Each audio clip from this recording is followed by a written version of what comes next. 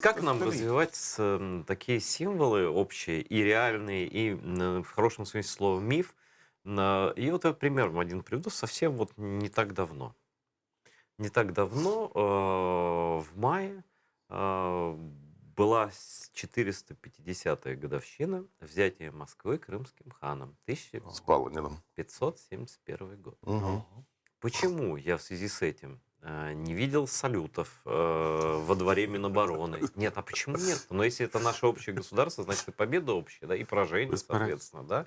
Наверное, какие-то даты внесено, но я не видел, это 450 лет победы над главным врагом, который сейчас напал. Ну чем, какие еще символы нужны?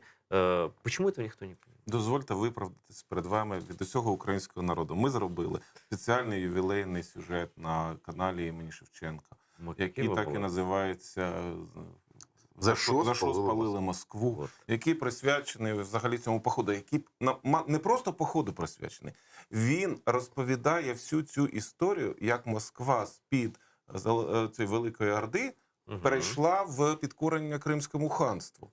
Ми видаємо вам взагалі весь сюжет. А що сталося? Що він раптом спалив? Це набіг, нічого І подібного. що зараз за вендета щодо кримських татар? Ви ж дивіться, що вони роблять.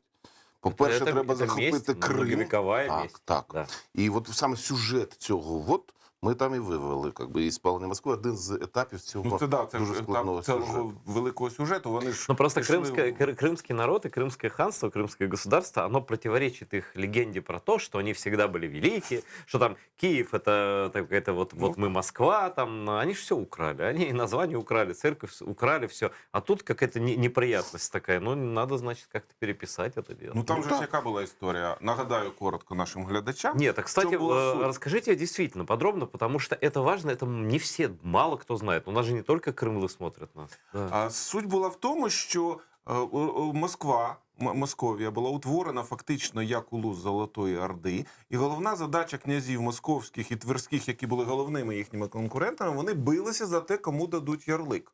Вони билися, інтригували там між собою, І Убивали друг друга, почем убивали, зря. здавали монголам, щоб ті убили. І там була ціла, щоб сподобатися хану. А в той момент сама, власне кажучи, Велика Орда вже тріщала, тому що з південного сходу її громив Тамерлан і хотів, значить, стати головним, посадити свою людину, а з нашого боку Мамай.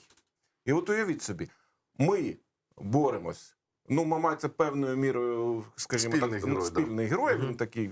І от вони рвуть на частини, а ті вислужуються. От хто переможе, ми тому і присягнемо. А кримці поставили питання дуже просто. Золота Орда наша. От як я кажу, ні, я буду у вас просити ярлик. Я не буду просити ярлик, я буду давати ярлик. Я і є Золота Орда. І все, а ті раз, оп, і Криму давай в нього ярлики брати. Ну, а далі вже пішла боротьба за Казань. Справа в тому, що там була така точка, яку кримці стратегічно програли. Це була дуже цікава історія. Вся російська державність розвивалася вздовж Волги. От якщо ви подивитеся, як територіально розвивалася Росія, це основний був торговий шлях Волга. І вона розповзалася до витоків Волги, і потім... Ну, империя, вот когда Да. начиналась, еще не называлась империей, но Да. начала расползаться. Вздовж Волги вона розповзалася, тому що це, ну, доріг тоді не було. И як это 17 век, только лишь 17 век. Ну, ні, це... Ну, смотрите, город, где я родился, случайно, город Тамбов, он основан в 1636 году. Он как раз на юго-восточном направлении, это туда, к Волге, к Саратову, Да. туда. Вот. Ну, Так, от Астрахань, ну, да, Астрахань от, і Казань головні взяв речі Грозний, Казань і тобто Астрахань. це- От головні дві точки, тому що там далі Каспій, і там Персія, багато Персії, з якою торгувати. І от кримці тоді уступили, якраз гераї сиділи на троні в Казані, і вони програли Казань програли Москві. Да, это была месть за предыдущее взятие Це не Москвы, просто да, була когда Иван місць, це Грозный була был унижен. Да. стратегія просування до Каспію. Тобто вони захоплювали вже далі, коли злиття з Камою, ну, Казань ще до злиття стоїть, да? А Астрахань вже на дельті березі. фактично. Да.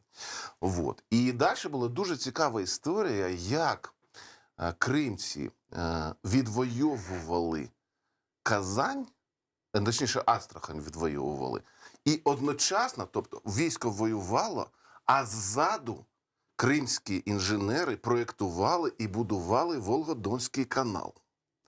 Там же дуже цікава штука, що Дон – це Азов, а Волга – це Каспій. Так. І той, хто побудує, той, хто перейде, бо там Волоком 40 кілометрів тягнули, той, хто переход, той отримує із Каспія на Азов і на Чорне море прямий водний шлях найдешевший.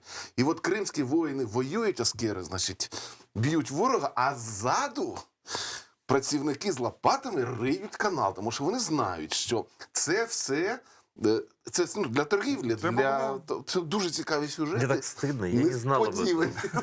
А що стидно? Ми теж не знали. Ми теж не знали. Ми знали вам розповідати, це нормально. Це ж нормально. Це геніальна штука. Тобто, от таке прозоре мислення, розуміння. Ну, это практично, на самом Да. деле. Это же рынок, это торговля, это всё. Так. Тобто, у нас кримців взагалі описують як якихось принципових кочовиків. Мгм. Ну, это же Ну, бред, так, это ну, брехня, да, на да, самом У деле. нас навіть була свого часу така лекція «10 міфів про кримських татар», де ми Да, она у вас на канале есть. Починаючи, да. Всем Ну, ми, посмотреть. да, от там всё, 5. да. Там тільки Там 5. ще є 5, І вони ще ще є будуть. А от, і, власне кажучи, ми ж всі в цій міфології росли. Ну, а як? Ну,